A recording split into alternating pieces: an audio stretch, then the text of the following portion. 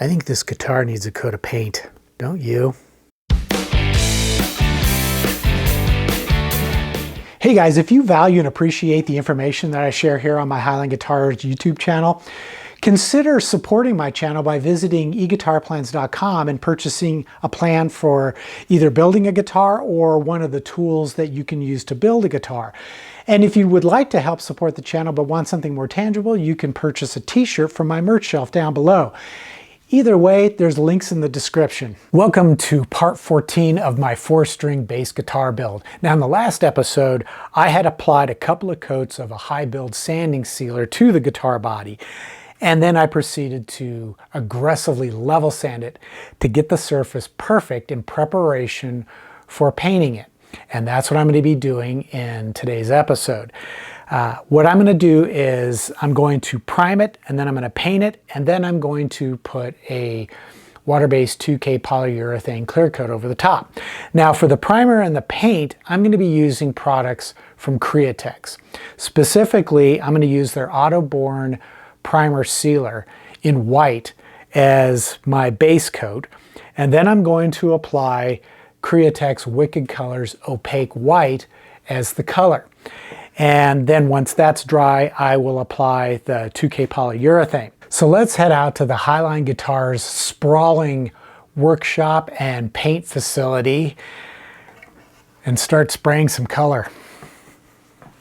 All right, so the first product that I'm going to be spraying is Createx Autoborn Primer Sealer.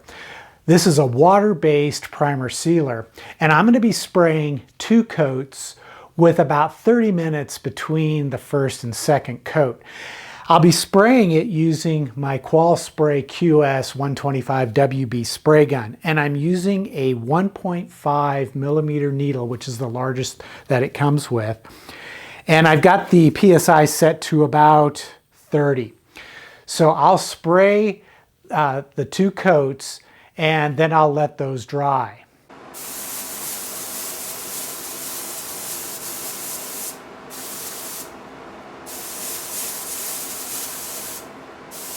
All right guys, well I have finished spraying my 2 coats of white primer sealer. And what I'm going to do next is I'm going to spray another coat of primer. Only this next coat is gray in color instead of white. And the reason for that is because it's going to serve as what's known as a guide coat. And I'll explain more about what that is a little bit later in the video.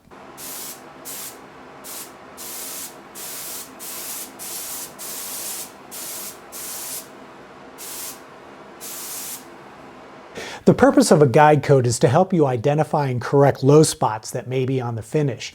And this is a technique that was originally developed by custom high-end automotive refinishers. On a car, they'll spray primer, then they'll spray a darker primer, sand it off, and as they do that, they can see where the low spots are, and then they know where they need to continue sanding in order to correct that. Well, I'm going to be doing exactly the same thing here. What I did was I sprayed a couple of coats of white primer, then I put down a coat of a dark gray primer. What I'm going to do now is I'm going to take some P320 grit sandpaper. I'm going to wrap it around one of these giant size rubber erasers that you can get from your local discount store or dollar store. These things work great for level sanding a guitar body. They're just the right size, and they also have some flexibility so that they can conform to the shape of your contours. So what I'm going to do is I'm going to sand off this gray and reveal the underlying white primer. And wherever the gray remains or is difficult to remove, that's an indication of a low spot. And to fix it, I just have to sand that area until the gray disappears. Then I'll know that the surface is level. Now, it doesn't matter what direction I sand in. In fact, it works best if I change direction frequently as I'm sanding. Now, as you can see, I'm starting to reveal some of that white underlying primer, but there are still areas where the gray primer is remaining. So what I need to do is just continue sanding until all that gray is gone. Once it's gone, then I know that area is going to be level, and then I can move on. And it's really, I think it's a lot easier to work in small sections at a time.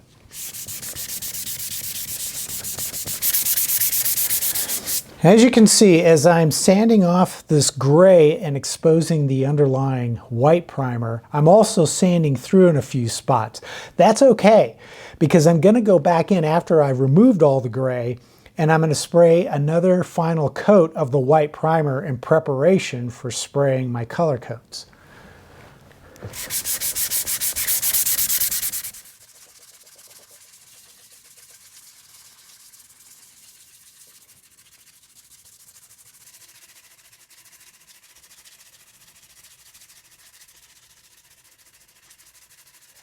Okay, well, I've got all of the guide coats sanded off back down to my base primer coat, and I'm ready to proceed with the next step, and that's going to be to spray yet another coat of primer, but this time it's going to be one coat of the white base primer just to give me a uniform, consistent surface in which to apply my paint color.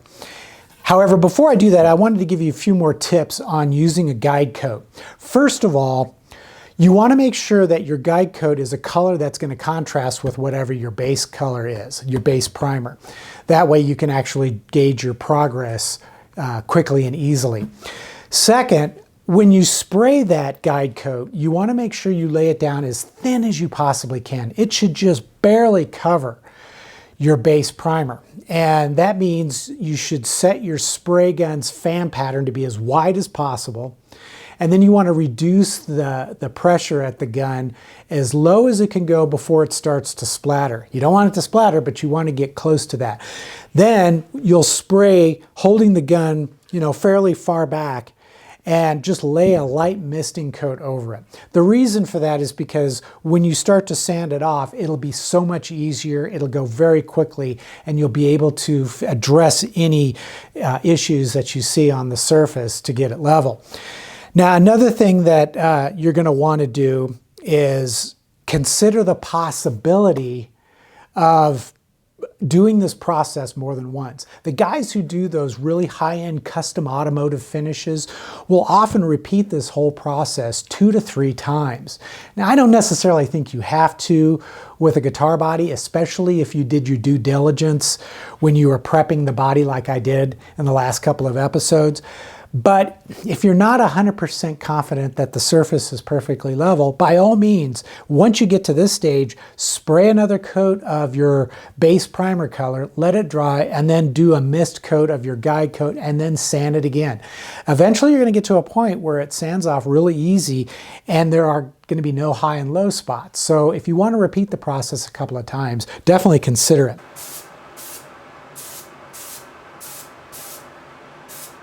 Well, I ended up spraying 2 coats of my Createx Autoborn white primer to get full coverage. And now I'm ready to start applying the paint, which unfortunately isn't going to be all that interesting for you to watch because I'm going to be spraying white paint over white primer, so you really can't see it as it's happening. However, before I do this, I want to explain the process and exactly what I'm going to be doing. I'm going to be spraying Createx Wicked Colors Opaque White. And this little container here, which is 2 ounces, 60 milliliters, that'll be enough to cover this guitar. I'll get probably a good 2 coats out of it, and that should be adequate. Now, one of the reasons why I like to use the Createx products is because of their compatibility. I can spray this product directly over the Autoborn white primer without having to scuff the surface.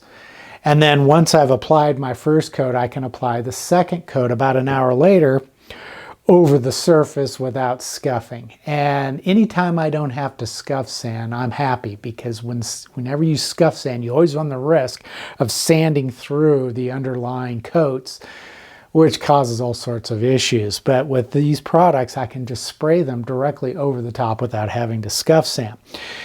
Now, I'm going to be using this in my Qualspray QS 125 WB spray gun, and I can just spray it directly from the container without having to thin it. However, I am going to be using a little bit of their 4011 reducer. And the reason for that is because the product will have a chance to flow out and level. And that's really important, I've found, with water-based finishes, because whenever you spray water-based products, and it doesn't matter whether it's paint or clear coats, they have a tendency to dry with a very slight, very subtle texture, almost like an orange peel. And one of the ways to avoid that is to add a little bit of reducer to help it flow out better. And then once it dries, it should be nice and smooth. Now, speaking of drying, after I've sprayed each coat, it takes about 30 minutes to an hour to dry. Of course, it depends on the temperature and the humidity of where you're working. But once it's dry, and when I say dry, it's dry to a touch, meaning you can touch the surface. However, and this is one of the reasons why I think people are put off by using water-based products, after it's reached that initial dry to a touch, it will feel kind of soft. And in fact, you could almost take your fingernail and scrape off the paint. It's because it hasn't cured. There's a difference between dry time and cure time. Dry time happens very quickly. So 30 minutes to an hour after spraying it, it feels dry enough to touch. But it hasn't cured. Once it's cured, it's reached hardness, its full hardness. And with the Createx products, particularly this Wicked Colors opaque white that I'm going to be spraying, it will reach its full cure hardness after about 48 hours. Now, as luck would have it, I'm approaching the weekend here, so I'm going to spray 2 coats, and then I'm going to hang it up and let it dry over the weekend. So come Monday, it should have reached its full hardness, and then I can start to apply my clear coats.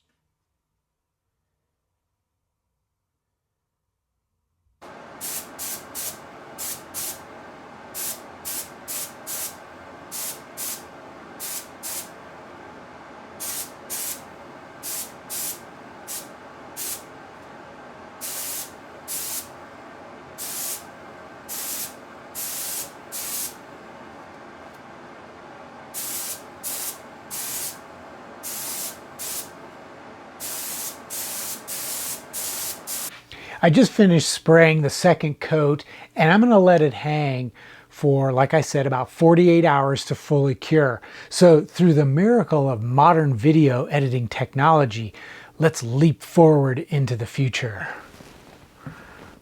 All right, so here we are out in the shop, and I'm getting ready to spray my clear coats. What I'm going to be doing is spraying Centurion's water-based 2K polyurethane. And I've talked about this product before. So what I'll do is I'll post a link up above if you want to know more about the product and the specifics. I'm not going to really get into it, except to say that this is a 2-part product. You have your polyurethane, which is the base, and then a catalyst, which is mixed in. And what that will do is it will speed up the dry time, greatly reduce the time it takes to cure, but more importantly, it greatly enhances the durability of the clear coat finish. So what I've done is I've poured in enough to spray my first couple of coats. Once the catalyst has been added, it'll take about or it'll have about a 5-hour shelf life. So I've got to use those 2 coats in that or that whole amount in that span of time. And what I'm going to be doing is I'm going to be spraying a total of 5 coats, and I want to make sure that I have at least 3 hours between coats. So ideally, I want to make sure that whatever I mix up, I can spray within that 5-hour window. So I'll probably spray a coat now, and then in 3 hours, I'll spray another coat, and hopefully I'll have used up all that's in there. Then later on, when I'm ready to spray the next 2 coats, I can mix up just enough to apply at that point. So I will go ahead and mix this up, and I'm going to get it ready to spray. Oh, and one other thing.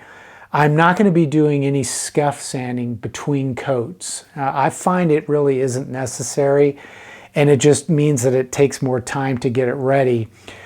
Plus, it takes so much to cover up the sanding scratches that you generate when you scuff sand, and I prefer not to do that. So if it isn't necessary, I'm not going to do it. And personally, I found that it really isn't necessary. Now you'll notice I'm using my Earl-X 5500 spray gun to apply my 2K polyurethane clear coat instead of my smaller Qual Spray detail gun. And the reason for that is because even though the Qual Spray applies the finish much smoother, I would have to thin this product down considerably to get it to run through the gun. And when it comes to spraying my clear top coats, I prefer to spray it as it comes straight out of the can without any thinning. If I thinned it, I would have to apply more coats, and by spraying it straight from the can, I can get away with just 5 coats, which means I'm going to have my clear coating process completed much sooner. I sprayed the 5th and final coat late yesterday afternoon, and then I brought the guitar inside, hung it up, and I let it cure overnight. So at this stage, it's the next day, I could level sand, polish sand, and then buff out the clear coats to a mirror-like high gloss shine. However, experience has taught me that it's best to put that off until much later in the build process. What I would like to do now is do a preliminary assembly, make sure everything fits together, do a initial fret leveling procedure, and then I can disassemble the guitar, polish and buff out the guitar body, then do my final assembly, my final bit of fretwork, and my final setup. Doing it that way reduces the risk of scratching or marring my high gloss mirror-like shine during that assembly process, which would require having to redo that process over again. And I'm all about avoiding doing unnecessary work. So what I'm going to do now is I'll end this episode, and in the next episode I'm going to do a little bit more work on the neck and get that ready, and we'll see how far I go. And until the next episode, as always, be sure to like, comment, and subscribe. And until the next episode, take care, stay safe, and I hope you'll continue to join me on this journey to build this 4-string bass guitar.